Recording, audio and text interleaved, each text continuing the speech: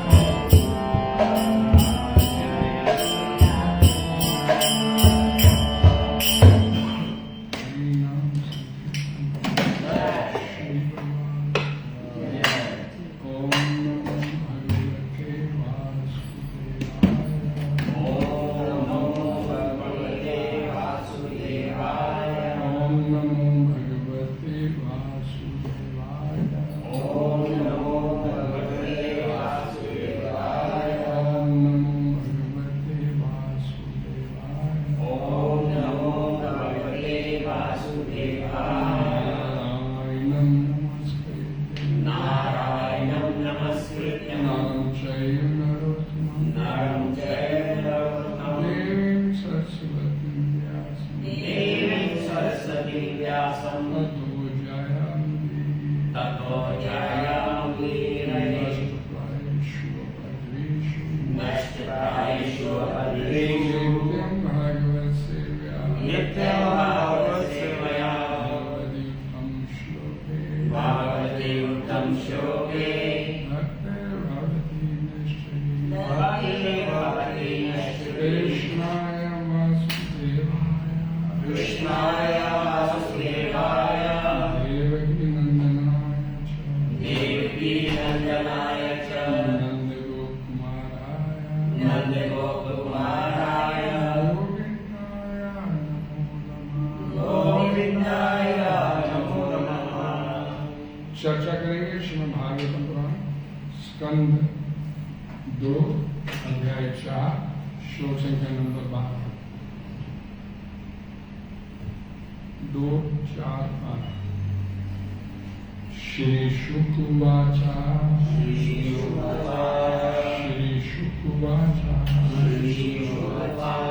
नमः तस्मै पुरुषाय भूयसे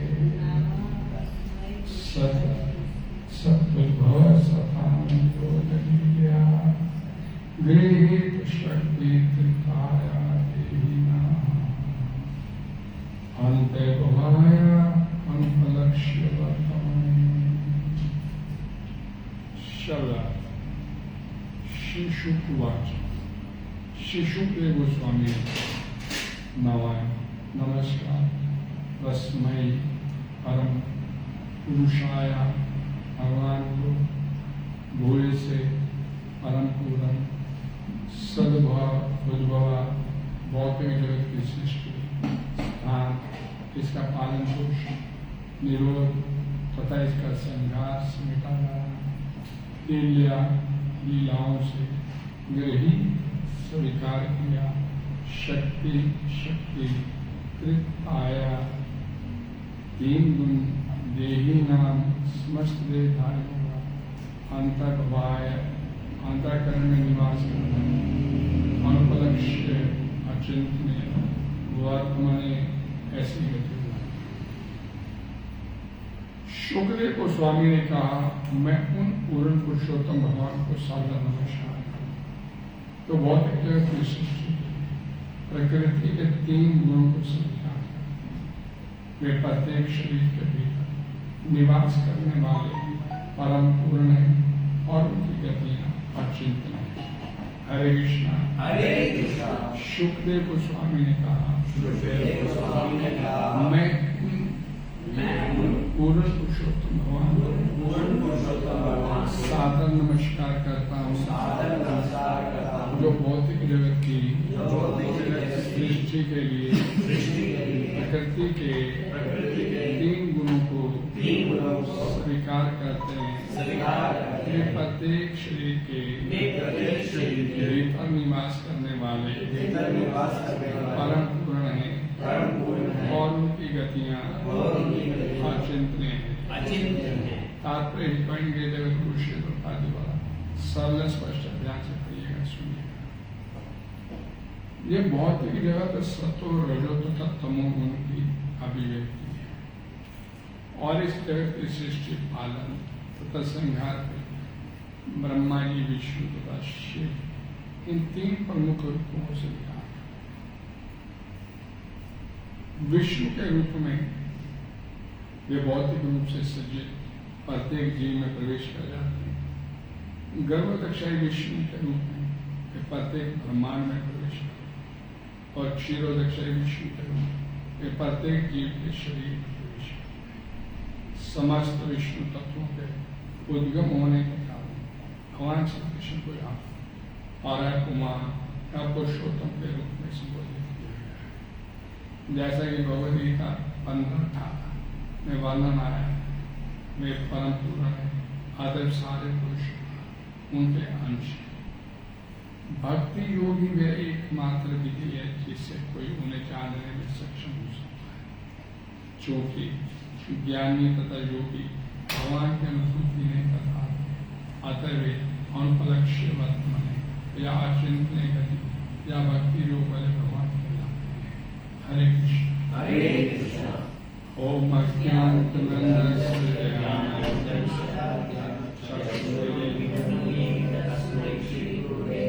श्री चैतन्यमनोभीष्टं स्थापितं येन भूतले स्वयं रूपाकारमयं ददाति सर्वकार्यं। वन्देऽहं श्रीगुरु श्रीयुतपदं श्रीगुरुवैष्णवं श्रीरूपं साग्रजातं शरणकरुणाकान्तं तं सजीवं साद्वैतं सावधूतं परिजनसहितं श्रीकृष्ण चैतन्यदेवं श्रीराधाकृष्णपादां सहितं श्रीविशाखां नमो विष्णुपदाय कृष्णाय भूतले श्रीमते भक्तिवेदांत स्वामी नामे नमस्ते सरस्वती देवी गौरवाणी प्रचारिणे निर्विशेष शून्यवादी सत्यनिष्ठारिणे हे कृष्णा करुणा सिंधु दीनबंधु जगत्पते गोपेश गोपिका श्री राधा कांत नमस्तुते तप्त कंचन गौरांगी श्री राधे वृंदावनेश्वरी विश्वानुसुते देवी प्रणमामि श्रीहरिप्रिय वाञ्छाकल्पतरुभ्यश्च कृपासिन्धुभ्यश्च पतितानां पावनेभ्यो वैष्णवेभ्यो नमो नमः। जय श्री कृष्ण चैतन्य प्रभु नित्यानंद श्री अद्वैत गदाधर श्रीवासादि गौर भक्तवृंद।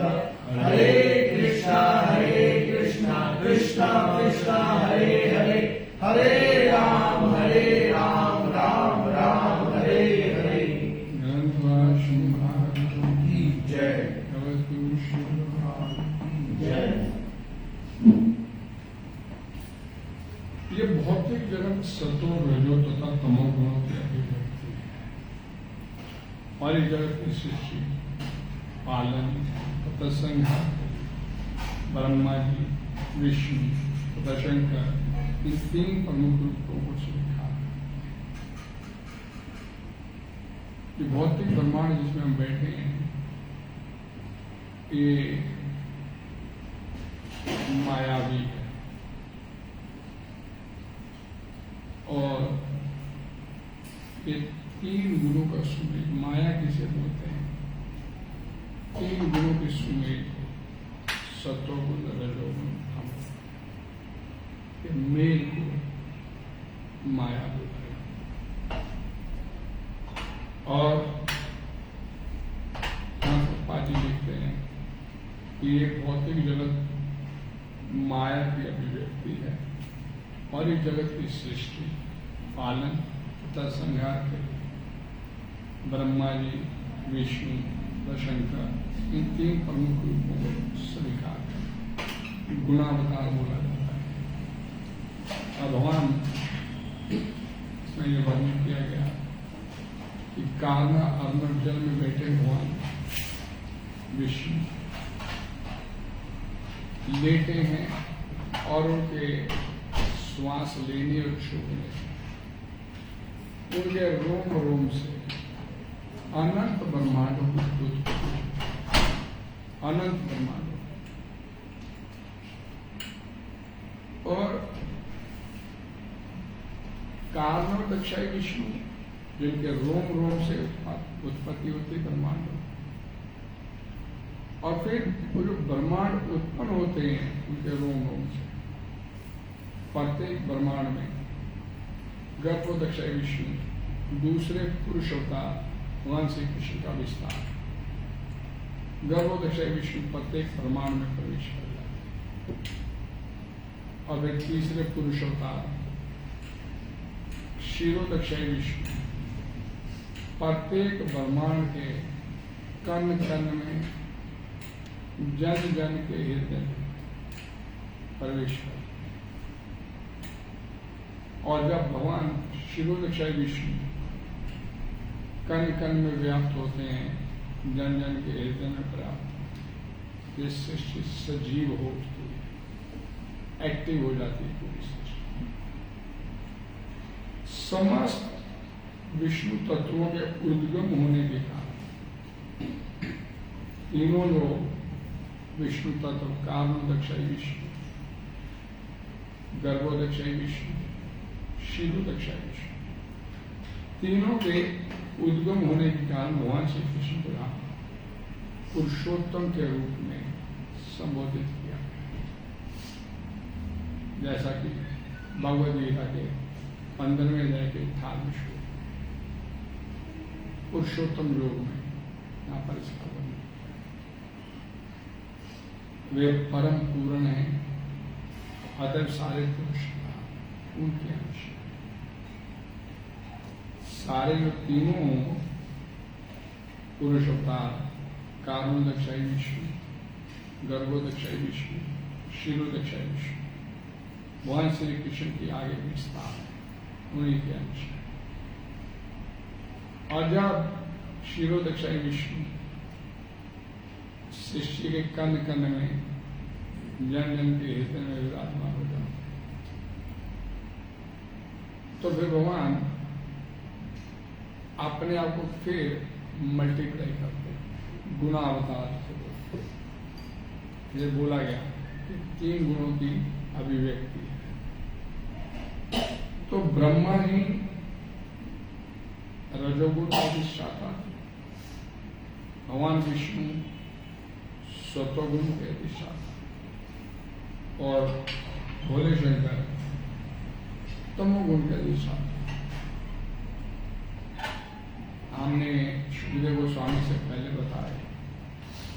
हरे कृष्ण हरे कृष्णा हरे कृष्ण हरे कृष्णा कृष्णा कृष्णा हरे हरे, हरे राम राम राम हरे हरे। सुखदेव गोस्वामी से पहले बताए तीनों पुरुषों का भगवान के भौतिक ब्रह्मांडों की अभिव्यक्ति के पास क्रिएट किए जाते हैं,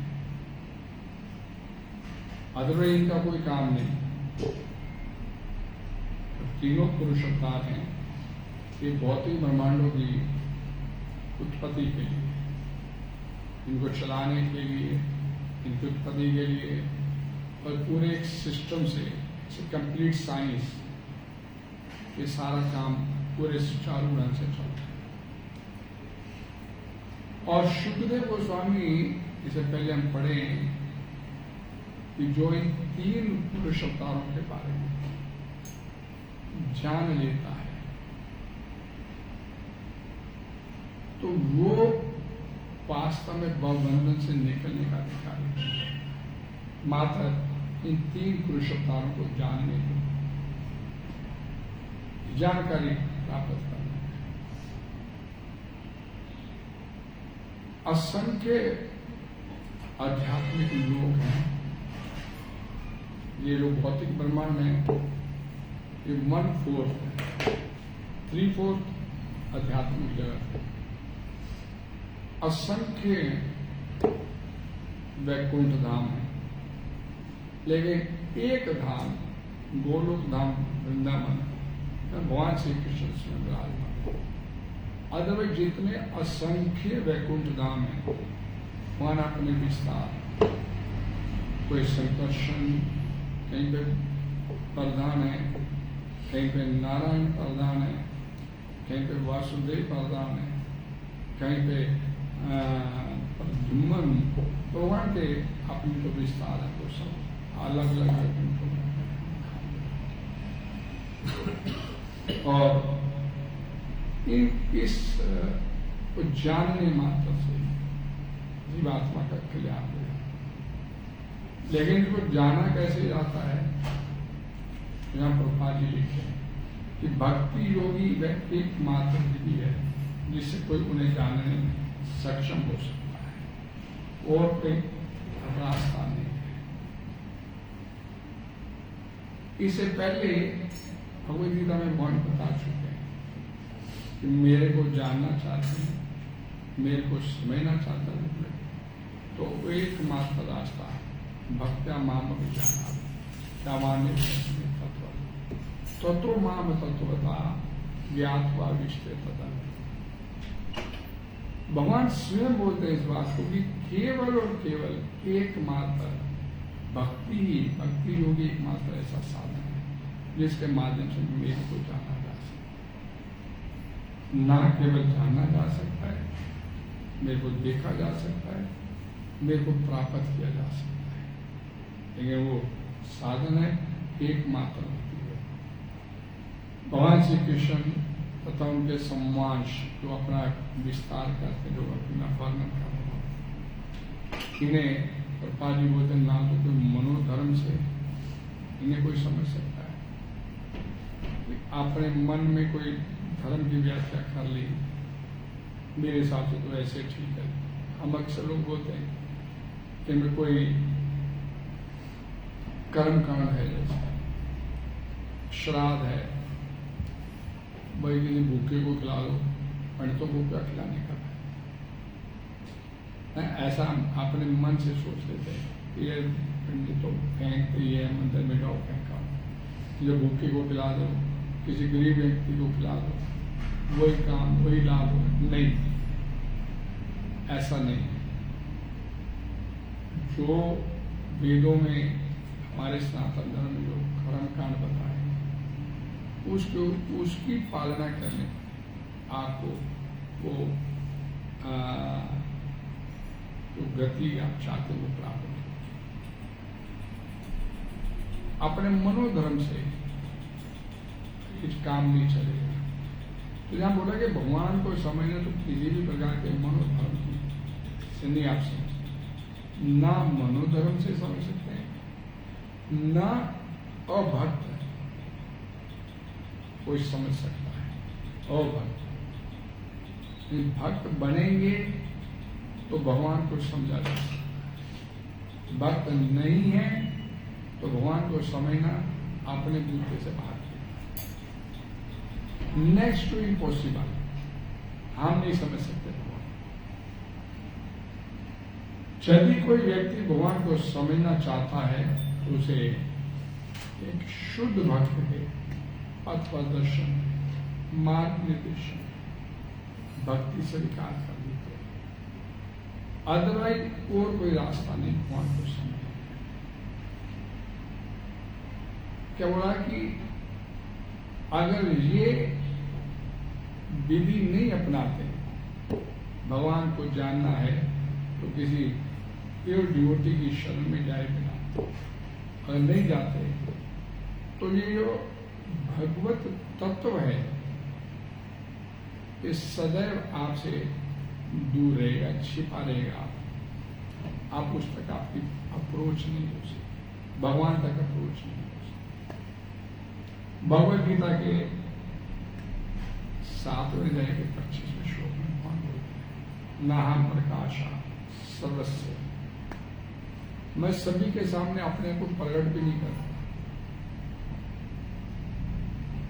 आप भगवान शांति दूत बन के कौरवों की सभा में गए, वहां भीष्म पितामह भी विराजमान है और दुर्योधन भी है। दुर्योधन भगवान को नहीं समझ पा रहा, लेकिन भीष्म पितामह जानते कि सामने हुए शांति दूत बन के आए, कोई और नहीं, वही परम सत्य परम ब्रह्म वही भगवान। क्यों भीष्म पितामह को समझ में आ रही है बात? भीष्म पितामह विशुद्ध भक्त है और दुर्योधन अभक्त है। सामने भगवान सामने खड़े हैं दोनों के, लेकिन किसे समझ आ रहा है?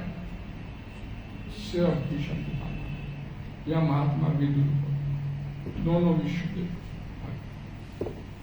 वहीं दूसरे जितने अन्य लोग खड़े हैं उनकी समझ सबकी फंसी। भगवान वो तो कैद करने की सोचता कि दुर्योधन ये कैद कर लिया। कृष्ण को वही समझ सकता है जो पाजी बोलते जो कृष्ण नाम हरे का भक्ति में तत्पर है। इसमें किसी भी प्रकार की कोई स्कूल कॉलेज की डिग्री आपको कोई हेल्प नहीं कर सकती। कोई डिग्री लेंगे तो भगवान को समझ पाए। जो व्यक्ति पूरी तरह से कृष्ण विज्ञान से अवगत है, जो भगवान श्री कृष्ण के बारे में जानता है पूरी तरह से, अब भगवान श्री कृष्ण को जानेंगे कैसे? नहीं, मैं मान लीजिए गली में कोई व्यक्ति रहता है, मैं उसको बारे में जानना चाहता हूँ, तो मैं अड़ोसी से पूछूंगा, पड़ोसी से पूछूंगा, सामने आने वाले व्यक्ति कैसा है, तो वो सब अपने अपने ढंग से थोड़ा थोड़ा बता देंगे, ये ऐसे है, वो कहेगा ऐसा है। लेकिन जब मैं जिस व्यक्ति के बारे में जानना चाहता हूँ, वही व्यक्ति अगर आपको अपने बारे में बताना शुरू करते तो आप उसको अच्छे से जानते हैं। तो भगवत गीता में भगवान श्री कृष्ण बोलते हैं, तत्शृणु, मेरे बारे में सुन, असंशयम समग्रम माम, विदाउट एनी डाउट, तुम मेरे बारे में सब कुछ जान। बेसिक क्वालिफिकेशन क्या है भगवान को जानने, तत्शृणु, सुनो मेरे बारे में। और वहां पर भगवान बोलते हैं कि मैं तेरे को सुनाने जा रहा हूं। भगवद गीता में अर्जुन को बोलते मेरे से सुन। तो भगवान को जानना, तो भगवान अपने बारे में बता रहे हैं, तो उसे ध्यान से सुन, भगवान को अच्छी तरह से जान जाए। नहीं तो इधर से पूछेंगे, उससे पूछेंगे, उससे पूछेंगे, कुछ पल्ले नहीं पड़ेगा। और जब तक भगवान के बारे में पूर्ण आप नहीं जान पाते, आप भगवान के धाम में प्रवेश करने के अधिकारी नहीं। आप भगवान के धाम में, यानी कि संसार से निकलकर भगवान के धाम में प्रवेश करने के अधिकारी। कोई व्यक्ति मिलने के लिए जाता है किसी से, ये फलाना व्यक्ति यही रहता है, हाँ यही रहता, आप कौन? भाई उनका पुराना है निश्चित। अंदर जाके उसको दिखाते हैं, बेटा दिखाता है, पिताजी आपसे मिलने आए हैं। जानता तो नहीं, वो कह रहा था मैं आपको थोड़ा सा जानता हूं, ठीक है, उसे ड्राइंग रूम में बिठा। आज जब वही व्यक्ति को ये कहे, उसका पुत्र बोले, अरे अंकल आप आए हो, तो पापा तो अंदर पीछे बेडरूम में बैठे हैं, अब नहीं चली गए, क्योंकि उसे पता है कि जानता है मेरे पिता को, पिता का अच्छा दोस्त है, उसका अच्छी तरह से उसका बात किया, तो सीधा बेडरूम में पहुंचा देगा। तो जब भगवान के बारे में जानते नहीं, तो भगवान के धाम में कैसे प्रवेश करें? सबसे पहली कंडीशन, जिसके पास जाना है उसके बारे में आपको जानकारी होनी चाहिए। अब जानते नहीं तो आपको, और पाजी क्या बोल रहे कि जो कृष्ण विज्ञान, कृष्ण तत्व से पूरी तरह अवगत है, वही व्यक्ति भगवान के धाम में प्रवेश कर सकता, वही वैकुंठ में जाने का अधिकारी। ब्रह्मभूत होने का अर्थ ये नहीं कि वह अपना स्वरूप को बैठता है। भक्ति तो रहती है, जब तक भक्ति का अस्तित्व रहता है तब तक ईश्वर, भक्त और भक्ति तीनों रहते हैं।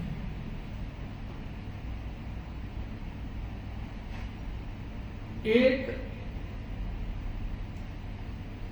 तोता एक ग्रीन हरे रंग के पेड़ में प्रवेश करता है, तो पापा जी बोलते हैं कि उसका अपना जो अस्तित्व होता है, वो पेड़ में प्रवेश करने से उसका अस्तित्व खत्म नहीं हो जाता, वो पेड़ में विलीन नहीं हो जाता, वो पेड़ में विलीन नहीं होता, कहीं अंदर गुम हो गया, चला गया, खत्म, उसका एग्जिस्टेंस खत्म हो गया, ऐसा नहीं होता। वो पेड़ के अंदर प्रवेश करता है तो पेड़ के फलों को भोग करना चाहता है, पेड़ के अंदर रहना चाहता है, इसे पेड़ के भोग करना चाहता है। लेकिन यहां पर जो बात की गई कि निराकारवादी निर्विशेषवादी जो बात बोलते हैं कि जीवात्मा एक पेड़ का एग्जाम्पल कहते सेट नहीं बैठता, नदी का एग्जाम्पल आप देते हैं नदी जब समुद्र में प्रवेश करती है तो नदी का अस्तित्व खत्म हो जाता है, खत्म हो जाता है। तो निराकारवादी निर्विशेषवादी कहते हैं कि नदी का अस्तित्व खत्म हो गया जब जीवात्मा शरीर छोड़ता है तो सजुज्य मुक्ति प्राप्त करता है, तो उसका अपना अस्तित्व खत्म, भगवान में विलीन हो गया। यहां पर बोला गया कि प्रभुपाद जी इस बात की व्याख्या करते बताते हैं कि जब नदी समुद्र में गिरती है तो समुद्र के अंदर भी जीवन है। समुद्र के अंदर तरह तरह के जलचर, तरह तरह के जीव हैं। वो कोई अंदर बैठे तो वो अंदर पानी नहीं बन गए। समुद्र में पानी गिरा नदी का, वाष्पीकरण से फिर वापस उड़ जाता है, फिर आगे वर्षा के रूप में फिर नदियों में आता है। नदी का अस्तित्व खत्म नहीं हुआ, वो भी बरकरार है।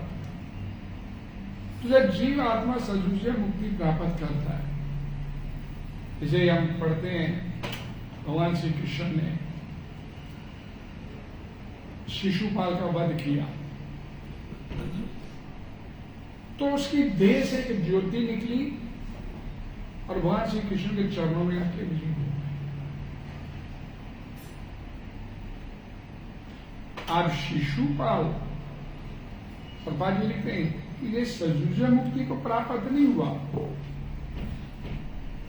सजुज्य मुक्ति को प्राप्त वो होता है जो निराकार के तहत भगवान की उपासना करता है, तो सजुज्य मुक्ति प्राप्त होती है उसे। लेकिन जब वो विलीन नहीं होता, भगवान के माता तत्व में उसको समेट के सहेज के रख दिया जाता है, कुछ निकल गया इस संसार के चक्कर से, निकल गया, भगवान के माता तत्व में पहुंच। फिर वहां पहुंचने के बाद उसके पास कुछ करने को नहीं होता, दुखालयम से तो निकल गया, उसके बाद करने को कुछ नहीं है, वहां बैठा आराम से बैठा। तो भगवान श्री कृष्ण भगवद गीता में बोलते हैं कि जीव आत्मा चेतन है, कर्म के बिना रह नहीं सकता। कुछ देर तो वहां रहता है, माता तत्व में रख दिया जाता है, वहां करने को कुछ नहीं होता तो फिर अंदर छटपटाता है, फिर बाहर निकलूंगा, फिर इस संसार में गिरूंगा आके, और फिर दोबारा इस संसार में आता है, निराकार की उपासना करता, श्री भगवान दोबारा इस संसार में गिरता है और पहले निराकार की उपासना करता है और फिर अब वो साकार की भक्ति में अपने आप को। तो प्रभुपाद जी बोलते हैं जो निराकारवादी होते हैं वो समय खराब करते हैं, सीधे साकार की सेवा में नहीं लगकर निराकार की उपासना करते हैं और फिर वहां रहते हैं, फिर छटपटाते हैं, फिर बाहर आते हैं, फिर गिरते हैं संसार, फिर साकार की सेवा में लगा के अपने आप को फिर भगवान देता। अब वो प्रोसेस कितना लंबा चलेगा वो पता नहीं। तो इसलिए साकार, ये भगवद गीता के 12वें अध्याय में बोला, पूछा, अर्जुन पूछता है निराकार की भक्ति ठीक है साकार की? निराकार की भक्ति ठीक है या साकार? भगवान श्री कृष्ण पहले श्लोक में पूछता है अर्जुन भगवद गीता के 12वें अध्याय में कि साकार ठीक है निराकार ठीक है? तो भगवान श्री कृष्ण दूसरे श्लोक में जवाब दे देते हैं कि भाई साकार की भक्ति मेरे द्वारा श्रेष्ठ सिद्ध मानी। और तीसरे और चौथे श्लोक में जवाब देते हैं कि भक्ति निराकार की जो करते हैं वो भी आते मेरे पास है, आएंगे मेरे पास। लेकिन क्या बोला? क्लेशोदिता रास्ते आसक्त आव्यक्त आसक्त चेत सा। क्लेशोदिता रास्ते दुखदायी रास्ता है, अपने आप को तकलीफ देने वाला रास्ता, निराकार। और साकार वाला रास्ता क्या है? Chanting, dancing and feasting. साकार भक्ति, साकार की भक्ति की शुरुआत कैसे होती है? सिमरन।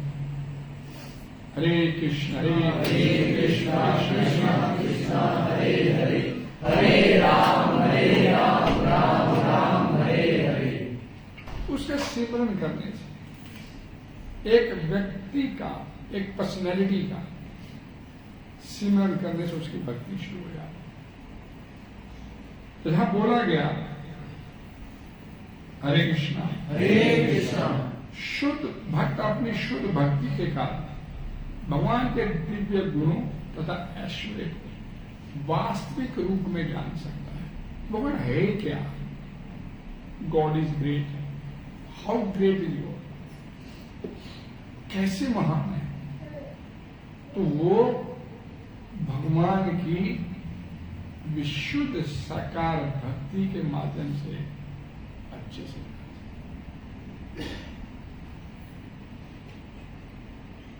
भगवद गीता में एक श्लोक आता है, भक्त्या तु अनन्या शक्य अहम एवं विदो अर्जुना ज्ञातुम दृष्टुम च तत्वे पर विष्णु च परंतु। अर्थात एकमात्र मेरी साकार भक्ति करने से, 11वें अध्याय का 54वां श्लोक, एकमात्र मेरी साकार भक्ति करने से ना केवल तुम मेरे को ज्ञातुम जान सकता मेरे बारे में, दृष्टुम तू देख भी सकता मेरे को, तू देख भी सकता है। पढ़ते हैं सुनो भगवद गीता, भगवान श्री कृष्ण बोलते हैं, जो माम पश्यति सर्वत्र सर्वम मयि च पश्य, तो सब जगह मेरे को देखता है। भगवान बोलते अर्जुन, और सब में मेरे को देखता है। जो सब जगह मेरे को देखते, भगवान दिखते हैं, इसका भगवान झूठ थोड़ा बोले, भगवान दिखते हैं फिर हमारे को नहीं दिखते, हमारे को नहीं दिखते भगवान। तो भक्तों को कैसे दिख जाते हैं? प्रेमांजन अक्षुरित भक्ति विलोचने संतैव सदैव हृदय लोक्य। भक्ति प्रेम रूपी अंजन लगाने से, अपनी आंख भक्ति का प्रेम रूपी अंजन लगाने से संतैव सदैव हृदय, जो भक्त लोग होते सदैव भगवान का दर्शन हर समय अपने हृदय में देखते हैं। भक्तों को दिख जाते, लेकिन अपने को नहीं दिखते, क्योंकि अपना वो लेवल नहीं, अपने अंदर वो योग्यता नहीं भगवान को देखने। भगवान को देखने की योग्यता पैदा करना अपने। भगवान दिखते हैं, भगवान खुद बोलते जो माम पश्यति सर्वत्र, सब जगह मेरे को देखते, हमारे को नहीं दिखते क्योंकि हम योग्य नहीं है। तो योग्यता पैदा करने के लिए इस संसारिकता की जो मैल अपने अंदर चली हुई है उसे हटाना पड़ेगा। भगवान एक शुद्ध निरोल शरीर देकर आपको भेजा था, उसमें कोई था नहीं। जैसे जैसे हम उठते चले गए, बढ़ते चले गए, हम माया के चंगल में फंसते चले। ये मायावी अंधकार हटेगा अपने ऊपर से, तो सामने आपको भगवान एकदम स्पष्ट क्लियर आपको दिखेंगे। तो पर्दा है बीच में, ये माया का पर्दा है। ये हटेगा, ये हटेगा कैसे? इसकी प्रेममयी सेवा करना, आपने आपको इसकी प्रेममयी सेवा में रखना, और कोई रास्ता नहीं। तो भगवान क्या बोलते हैं? ज्ञातुम, मेरे को तू जान सकता है, दृष्टुम, तू मेरे को देख सकता है, च तत्व, तत्व से, विस्तार से, और साथ ही क्या बोले? पर विष्णुम च परंतपा, मेरे को तू प्राप्त भी कर सकता है। अब भगवान बोलते हैं भगवद गीता में, तेषाम सतत युक्ता नाम भजताम प्रीति, जो निरंतर मेरा प्रेम से, प्रेम पूर्वक एक कंडीशन सब जगह एक ही है भगवान, योग्यता एक ही आप उन्हें रखी आपने कि मेरे को प्राप्त करना है, तो प्रेम तेरे अंदर मेरे लिए प्रेम होना चाहिए। तो भजताम प्रीति पूर्वक, जब बोलते प्रेम से तू मेरा भजन करेगा, ददामी बुद्धि योगम तुम, तो मैं तेरे को बुद्धि योग दूंगा, अर्थात मैं तेरा गाइड बनूंगा। किस लिए? ये माम उपयांति थे, तुम मेरे तक पहुंच सके, तू सीधा मेरे तक पहुंच सके, मेरे को तू प्राप्त कर सके। तो कंडीशन क्या यहां पर भी? भजताम प्रीति। अभी जो प्रेम है हमारे अंदर बटा हुआ है, किसमें? पत्नी में, माता में, पिता में, संतान में। वे इधर कहां प्रेम बांट दिया, इधर कहां प्रेम बांट दिया? प्रेम तो सारा मेरे लिए होना चाहिए। इधर तो तू ड्यूटी कर अपनी, संतान दी है तेरे को, तू मालिक नहीं है उस संतान का। आपको पता था जब आप पैदा हुए आपके ऊपर छत भी होगी, कि झुग्गी झोपड़ी होगा, तो कोई नाली गली की नाली भी यहां तेरे को फेंक दे जाएगा, पैदा मालूम था, उसने मुहैया करवाया सब। और हम सोचते कि मेरी अपनी कोई काबिलियत थी, मेरे को प्राप्त हुआ। खाली हाथ आए थे, सब कुछ उसने यहां पर आपको एक एक चीज मुहैया करवा दी। गलती क्या हुआ? जो जो चीज उसने मुहैया करवाई उसके ऊपर मालिकाना हक बना दिया, ये तो मेरी है, संतान मेरी है, मेरे हिसाब से चलनी चाहिए। और हर चीज के ऊपर मेरी मेरी मेरी मेरी मेरी का ठप्पा लगाना चाहिए। और एक बड़ा प्रैक्टिकल लॉजिकली ध्यान से समझने वाली बात है, आप जिसको मेरी मेरी बोलते हैं उसको अपने पास जितनी देर चाहो रख सकते हैं? नहीं रख सकते। उसको अपने मन मुताबिक चला सकते हैं? नहीं चला सकते, किसी को नहीं चला सकते। किसी का रंग रूप बदल सकते हैं? अपने पास जब तक चाहो रख नहीं सकते, किसी का रंग रूप नहीं बदल सकते, किसी का स्वभाव नहीं बदल सकते, तो फिर वो चीज आपकी कैसे? सिंपल लॉजिकली सोचिए, आपकी चीज कैसे हुई को? हम मान के बैठ गए भी मैं मालिक हूं। पप्पा जी ने एक बड़ा सुंदर एक ये अंधकार खत्म करने, अज्ञानता को खत्म करने कि बंगाल की कहावत है, को बोलते थे पप्पा जी, उधार ली गई पगड़ी पर कभी गर्व नहीं करो। आपको सब कुछ मिला है यहां पर, उसने दिया है, जब उसने वापस लेना है उसकी मर्जी भी ले लेगा। और हम जो कि मालिक बन के बैठे हैं तो हम ये सोचते हैं कि मेरी है, वापस कैसे ले? तो लेता है वापस तो हो हल्ला मचाते हैं, रोते हैं, विलाप करते हैं, ये पर ठीक है वापस ले गया। दुखी होने का कारण क्या है? संसार में हर व्यक्ति यहां पर मालिक बन के बैठा हुआ है, जबकि मालिक है नहीं, अपने आप को समझ के बैठ सकते हैं। और संसार में सबसे बड़ा दुख का कारण वही है,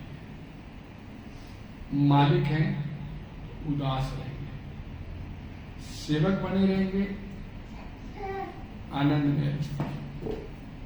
एक नौकर दुकान पे काम करता है तो उसे पता है भाई मेरे को आंधी आए तूफान आए, मेरे को तो महीने बाद तनख्वाह मिल जाए। कि मालिक जो है वो दिमाग चलाता रहता है, कैसे दुकान चले, कहाँ से चले, कहाँ से ऐसे कर, हेला बेली कहाँ से लेना, दिमाग से। हरे कृष्ण। हरे कृष्णा। केवल भक्ति द्वारा इसे समझा जा सकता है, इसी बात की पुष्टि यहाँ पर मिली है। मनुष्य भक्ति द्वारा भगवान को समझ सकता है और उनके धाम में वापस प्रवेश कर सकता है। भौतिक बुद्धि से मुक्ति की अवस्था, ब्रह्मभूत अवस्था को प्राप्त कर लेने के बाद मुक्ति किसे बोलते हैं? मुक्ति का मीनिंग क्या है? अपने आप को देहात्म बुद्धि से बाहर निकालना। हम लोग यहां पर बैठे ना, हमारी सभी की अभी तक जो आपने सुबह से उठे और अभी तक जो आपने कार्य किए, एक एनालाइज करके देख लीजिए अपने आप को कि आपने अब तक जो भी एक्टिविटीज किया, ये सुबह मान लीजिए 4 बजे उठे, जो भी एक्टिविटीज किया वो सारी की सारी एक्टिविटीज बॉडी के लिए थी। बॉडी को कैसे मेंटेन करना है, नहाना है साफ सुथरा बन के, ये नहीं कि साफ सुथरा बन के पे नहा धो के भगवान का भजन करें, संसार का भजन करें। सब जितना भी जो हमारा एनालाइज करके देख लीजिए, एवरी एक्टिविटी आपकी अपनी देह को लेकर। अगर किसी ने सुबह उठ के ब्रह्म मुहूर्त में जपा भी किया है ना, तो 99.9% जपा जो है वो देहात्म बुद्धि के साथ हुआ है, देहात्म बुद्धि के लिए होता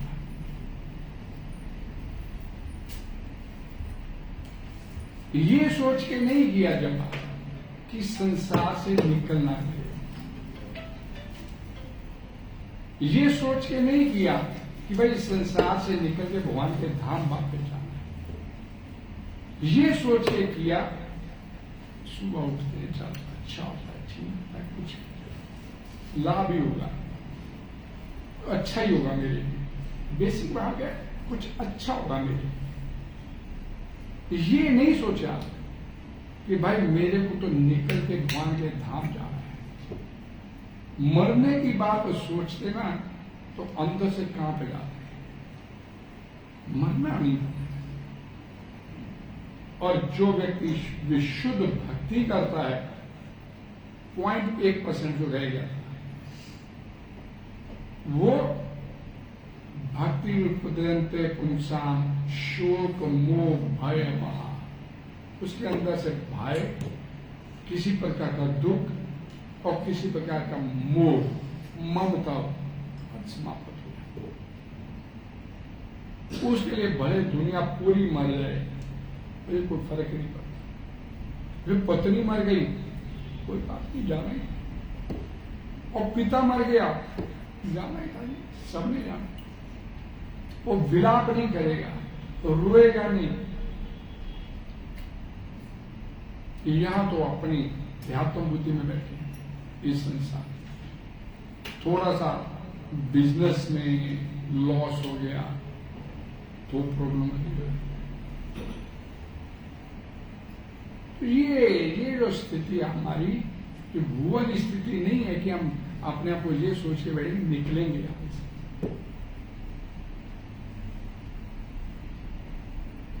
मुक्ति, मैंने भी आपसे पूछा मुक्ति किसे बोला गया? अपने आप को देहात्म बुद्धि से निकालना। आई am not a body.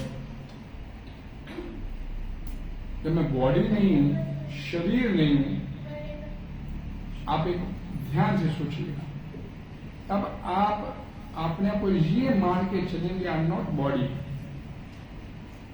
I am soul, आत्मा। आत्मा ये पार्ट ऑफ परमात्मा। तो आत्मा जब इस लेवल पे हम लोग आ जाएंगे कि I am a body, I am not body, I am soul, तो स्वाभाविक एक ही काम करोगे, आप उसका भजन करोगे। तो स्वाभाविक है, एक एनालाइज कीजिए जस्ट कि भाई मैं तो ये शरीर में क्यों शरीर मैंने स्वीकार किया हुआ, मैं बॉडी नहीं हूं, आई एम ए सोल। तो सोल, लेकिन ये रियलाइजेशन होना बड़ा मुश्किल,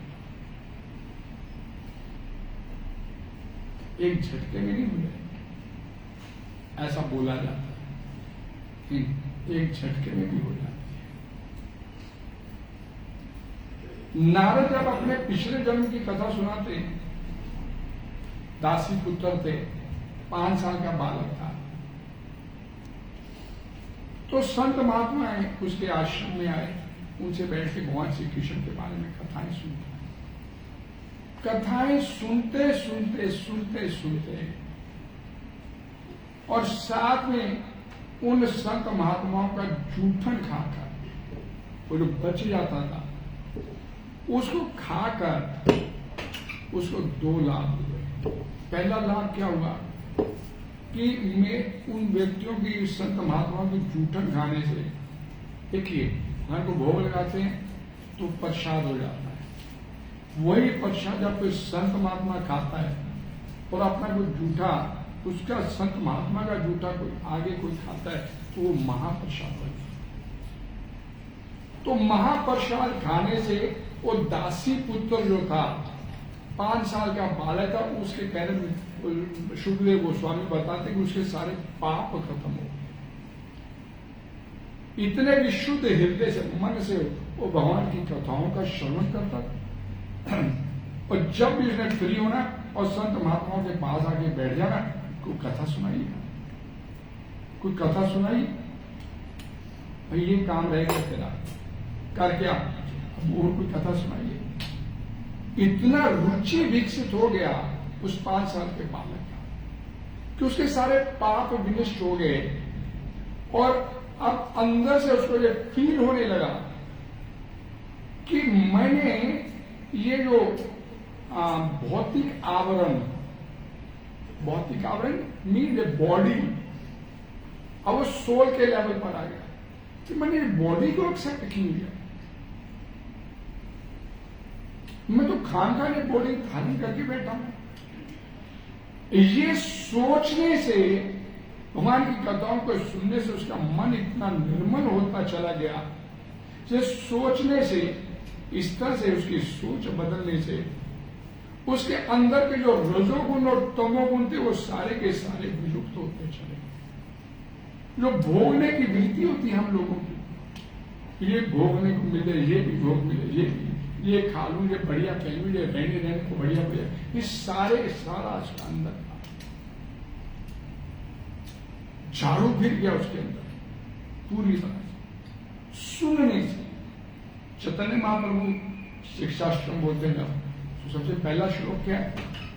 चेतो दर्पण मार्जनम वर्माना दावांगी निर्वापन श्रेयो प्यारो चंद्रिका विद्यापद आनंदम अबुद्धि वर्धनम, आनंदम हम बुद्धि वर्धनम। आनंद वो जो जपा करते करते आपके मन में ये है कि आज तो भाई 16 महारानी, आज तुम्हें 32 करके उठूंगा, 32 होगी तो नहीं भाई, अभी तुम्हें 64 करके उठूंगा, वो वाली स्थिति पैदा हो जाए। 16 माला करते तो भाई हो गई बस, अपनी आज का कुर्ता हो गया। एक प्रेमी प्रेमिका से मिलना चाहता है तो हर समय उसके मन में रहता है कुछ प्रेमिका की बात करे, उसके बारे में सोचता रहता है, क्योंकि अंदर से उसके अंदर वो जो सो काल्ड प्रेम, प्रेम होता नहीं, वासना होता, वो सो काल्ड प्रेम हर समय उसी, तो जो वो एक वासना युक्त जो प्रेम है उसमें जीवात्मा इतना खो जाता है।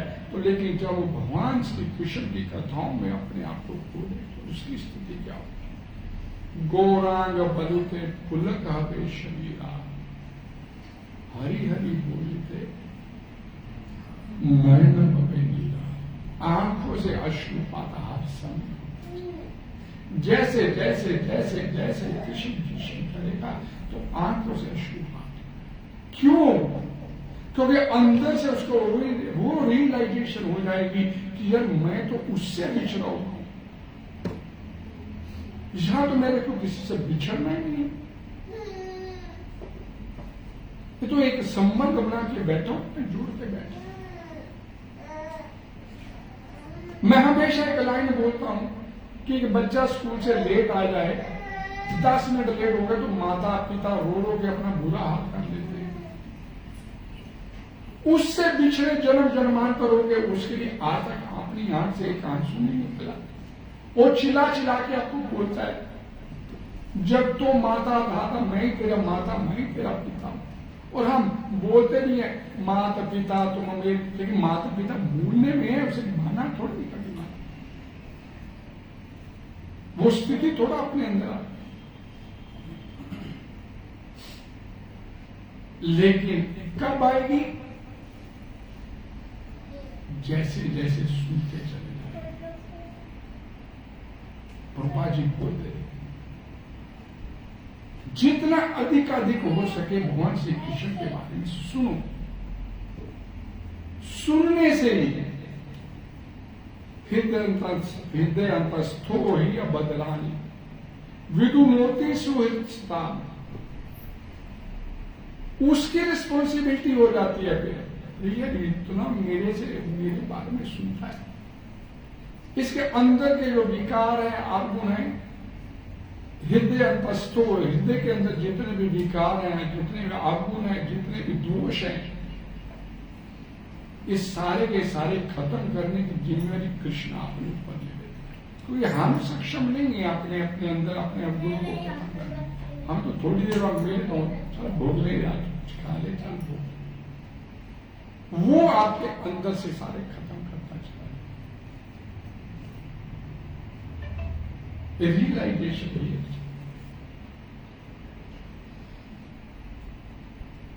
ज्यों ज्यों भक्त के हृदय काम तथा इच्छाएं विलुप्त होती जाती है, त्यों तो वह भगवत भक्ति के प्रति अधिक आसक्त होता जाता है और इस संसारिक कलमश से दूर होता चला जाता है। जीवन की उस स्थिति में फिर वह भगवान को समझ पाता है क्या है मुक्ति नहीं, अपनी देहात्म बुद्धि से अपने आप को मुक्त करना। जो विशुद्ध भक्त होता है वो कभी नहीं कहता मेरे को मुक्ति चाहिए। ये शरीर छोड़ के भगवान के धाम जाएंगे तो वहां क्या करेंगे? भगवान की सेवा में लगेंगे। वैकुंठ में करना क्या है? भगवान की सेवा ही करनी है। तो जो शुद्ध भक्त होता है तो जीते जी वैकुंठ में जाता है, और जीते जी वैकुंठ में बैठा हुआ है। वो क्या कर रहा है? भगवान का भजन कर रहा है। ना धनम ना जन्म ना सुंदरिम कविताम व जगदीश काम है। ना अच्छे कुल में जन्म चाहिए, ना कोई धन संपत्ति चाहिए, ना कोई शिष्य चाहिए, ना कोई सुंदर पत्नी चाहिए। मम जन्मनि जन्मनि ईश्वरे, मेरे को जन्म जन्मांतर तक इस संसार में रख दे। क्या? भक्ताद भक्ति आहे, अपने चरणों की भक्ति दे। हरे कृष्णा कृष्णा कृष्णा हरे हरे, हरे राम राम राम हरे हरे। कोई डिस्कशन?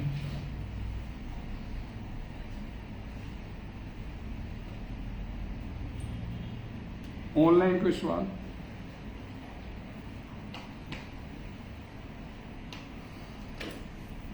शेर भगवान की आप सभी का बहुत बहुत धन्यवाद।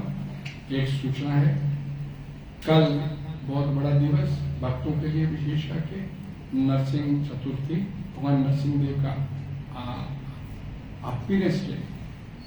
कल के दिन भगवान नरसिंह देव आए थे अपने भक्त पदार्थ की रक्षा करने के लिए। भक्तों के लिए बड़ा आनंद का विषय होता है, भगवान अपने भक्तों की रक्षा करने के लिए स्वयं आते हैं। तो विशेष कल प्रोग्राम होगा, सुबह 4:30 बजे मंगल आरती से शुरू करेंगे, 7:45 से 9:45 विशेष कथा। इसी तरह और कल शाम को महाभिषेक से शुरू करेंगे भगवान का प्रोग्राम 5 बजे से लेके 7:30 बजे तक। 5 बजे भगवान जी का महाभिषेक होगा। जो अभिषेक करना चाहते हैं वो वैष्णो ड्रेस में, माता लोग साड़ी में और प्रभु लोग धोती कुर्ता में आइएगा। और 56 भोग लगेंगे भगवान को। तो भगवान को आप भोग भी लेके आइए अपने घर से बना के, 1, 2, 4 जो भी आप थोड़े थोड़े भगवान को 56 भोग लगाए जाएंगे। और हरिनाम संकीर्तन होगा। भगवान नरसिंह देव भगवान जी की कल शाम को कथा होगी विशेष। और उसके बाद जब हमारे स्कंद पुराण में, पद्म पुराण में लिखा हुआ है कि जो भगवान जी का महाभिषेक करता है या देखता भी है मात्र अभिषेक करते वो इस चक्कर से निकलने की कुव्वत उसके अंदर पैदा हो जाती है। कल सब आइएगा। शाम को 5 बजे से 7:30 बजे प्रोग्राम चलेगा। और उसके बाद सुबह थोड़े डिनर एकादशी प्रसाद होगा। जब भगवान जी का आविर्भाव होता है, अपीयरेंस होता है, तो उस दिन विशुद्ध एकादशी प्रसादन होता है। जैसे रामनवमी हुआ, जन्माष्टमी होता है भगवान का, तो भगवान जब आते हैं तो उस दिन जो प्रसादन होता है, डिनर प्रसादन, पूरे दिन में अन्न नहीं खाना चाहिए किसी को। जैसे कल भी भगवान जी का प्रकाट्य दिवस है तो अन्न नहीं खाना चाहिए पूरे दिन में। जन्माष्टमी वाले दिन कोई अन्न नहीं खाया जाता, रामनवमी वाले दिन अन्न नहीं खाया जाता। जब भी भगवान जी का कोई जो भी दिन प्रकाट्य दिवस होता है उसमें अन्न नहीं खाया जाता, ये विशेष। तो आप कल सभी को डिनर प्रसाद, कल शाम भगवान हिरण्यकशिपु, आप तो चाहिए भगवान जो हिरण्यकशिपु आए थे, न दिन था न रात थी, इस संध्या का समय था। तो जब जब भगवान जिस समय आते हैं उस समय तक उपवास होता है। अब तो लोग उपवास करते हैं, भगवान के आने के बाद उपवास खोला जाता है। तो कल till dusk कल फास्टिंग होगी सभी की।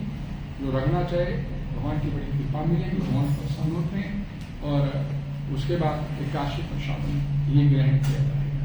फल लिया जा सकता है, दूध लिया जा सकता है, जो नवरात्रि वाला प्रसाद होता है वो लिया जा सकता है, अन्न नहीं खाया जा सकता। हरे बता रहे थे कि अगर भगवान को भोग लगाते हैं तो प्रसाद हो जाता है। तो अगर उसको कोई साधु या